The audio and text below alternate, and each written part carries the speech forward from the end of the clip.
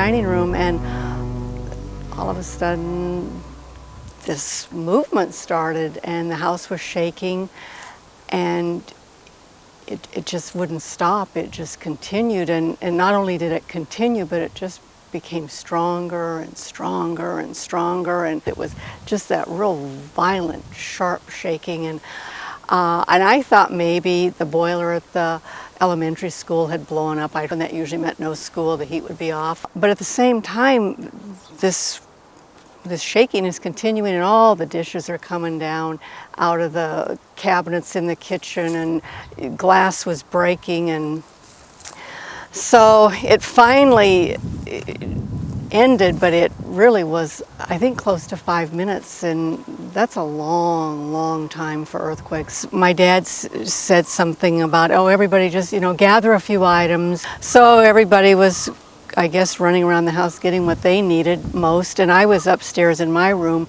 gathering things that a 15-year-old would find extremely important, and this involved a prom dress and heels and gloves and the new coat and all the pictures of the boyfriend and the records and just everything. So we all piled into the car and drove down now about 3 blocks to pick up my brother.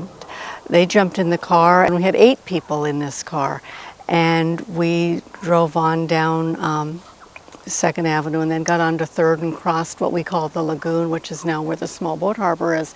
But when we crossed the lagoon, the radio station was floating in water, and the trailer park on the right side was floating, and there were a lot of ice chunks. So we continued down the road to the Lemus's home. It was a little ranch-style single-story home, and my dad had all of us, take everything out of the car and unload and come on into the house. But what we could see as we were driving was that Seward looked like it was completely on fire, because all of these oil drums from the downtown had ruptured, and just huge flames and black smoke. And so my dad and older brother were going to go back into town and fight fire. 2 people in a crane that lived next door to the home we were in had climbed up to the very top of this crane because they knew that a wave was coming, and for whatever reason the passenger window in my dad's car was down, and they were yelling at the top of their lungs, "Scotty, Scotty, turn back, there's a tidal wave coming." So we were in there just for a few minutes. My dad and brother left, and all of a sudden, just at the front door was my father, and he's yelling, "There's a tidal wave coming. We have to get to the top of the roof." When I talk about a ranch-style home, I'm talking about a ranch-style home in Seward, Alaska, 1964. A very, very small home. And it had a detached garage, a single-car garage. And next to that garage was a little wooden stand that held oil barrels, because they had oil heating fuel. And so we went up 1 or 2 stairs on that and got up on these small barrels. The garage was about 6 feet from that. We made the decision that we had to get onto the roof of the garage, and so we got up to the garage, and the garage was flat. It was a flat roof, and now standing on top of this garage, we could see the bay. We could see that the water had pulled back, and there is a large dark wave headed right down the bay, and pretty much exactly where we were. The house was not attached to the garage. The oil stand was about 6 feet from the garage. My dad is still on the ground, but people started jumping. I'm pretty sure that my sister-in-law and my mom and my little brother and those went across, and I remember it's just screaming at my dad. I can still just see him so clear in my mind, standing down there with my stuff, and I'm just screaming at him. It doesn't matter. Just you have to get up here, and you don't have any time to waste. And so he did, and we jumped, and it seems as if as soon as my dad got onto the house roof, and we were all lying down with our hands and heads at the pitch of the roof and holding hands, that wave just hit so hard and so fast. that just in an instant, what had been a subdivision of probably 11 homes was instantly just gone. Everything just exploded or flattened, and we went from the ground up to the very tops of those trees. We were just like a cork, just 0 to 60 in just a split second. We were spinning around really, really fast. Those trees have huge branches, and it really is amazing that someone didn't fall off. So we were at the top of the wave now, at the top of the trees, just watching just unbelievable scenes unfold. There was a new home, and it had propane heat, and that house just exploded. This was really dark and very angry, and really still hard for me to describe. We ended up getting stuck in a strand of trees, just sort of just slammed in there, and that's where what remained of this house, it's where it would stay. It never ever occurred to me that the entire community had really, you know, been devastated. I remember my dad saying things like he was very thankful that his whole family was there. My brother and dad managed to get into that attic, and there was insulation in there, and they wanted to get my mom and the baby, and as many of us would go in there and sit at least outside of the elements.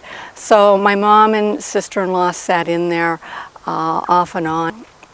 I think we all thought, well, that was the wave, and now it's over. But that really was just probably the very beginning of a very, very long night.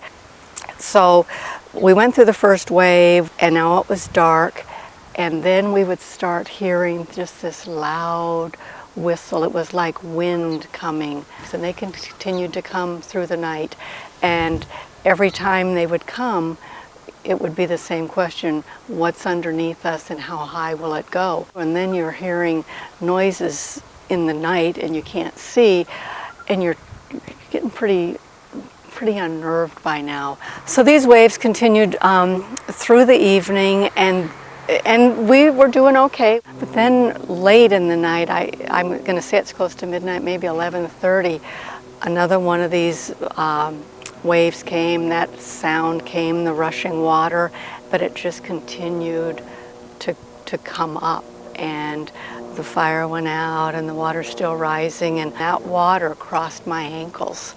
So I knew then, and I know that everybody on that roof knew then, that this was not getting better, and that this was going to be very, very painful.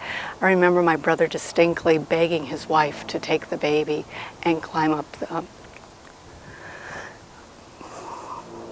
the trees, and she wouldn't do it. She said, she just couldn't watch what probably was going to happen. I mean, how does a family say goodbye? This water is still rising, and then just as it came in, it started to go down. Of course, now we didn't know how many more, but that was the last wave. So we spent the night there. The town continued to burn. It looked like everything in Seward had burned from our perspective. The next morning, it was just amazing.